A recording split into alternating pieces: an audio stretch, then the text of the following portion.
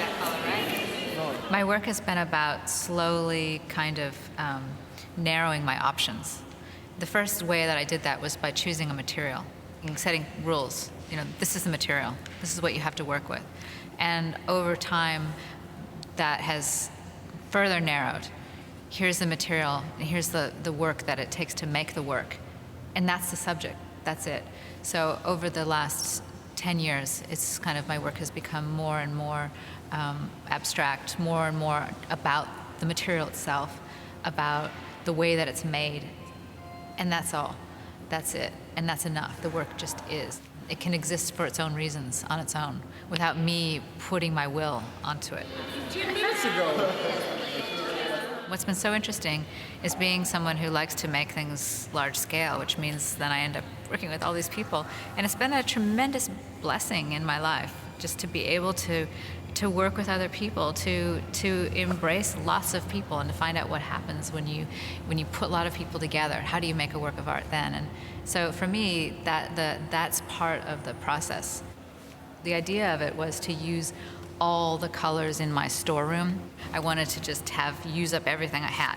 So I was handing out these colors to my team who live in the surrounding townships of KwaZulu-Natal for years.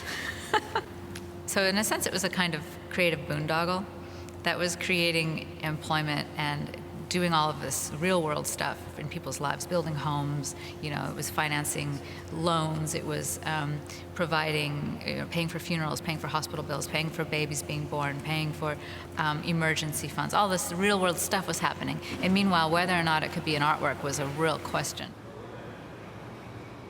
Each one of these pieces of wire is this individual unit. And I was playing with ways to make them stand on their tips. How to make them balance. I wanted to have them separated a certain distance apart. I wanted to work with the grid. So I had all these kind of little rules I was playing with, but how to actually make that happen was a bit of a mystery. A big surprise installing it was really how much fun it was to install. When you're in this process, sitting around a table doing this, you end up talking in a way you probably wouldn't, sharing things you maybe normally wouldn't share. You kind of free associate. And in that place, people share stories about their lives, and it's just genuinely touching and wonderful. And I love that. I love that the stories and the lives and the hands are embedded in the work, and that you can't take that away from the work. It's in the work. When we're holding the material, I often think of the women that I work with, their hands, their lives, their stories, that it's in there. And now the stories of the people here in San Diego, their lives too, The two guys in the Marines that were talking to me, and the woman who sold everything and is moving to Turkey next week, and like all these stories. I think that we, as viewers, are very suspicious of anything that's labor-intensive. Not only for the history of labor and the exploitation around labor, but because we don't value it.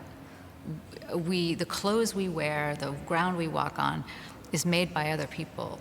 These concrete floors were bound by other people. I did not lay these floors. We don't value the ground on which we walk. And I think that my process is about saying, look at how things can be made. Look at this handmade process. And working in South Africa with women whose history is around labor that is uncelebrated labor, whose working hands has been in the service of the patriarchal culture. I'm trying to bring attention to that, in a sense, bring a sense of joy to what is made by hand. So that you can look at a field like this and have a sense of joy, or to use a really uncool word, love.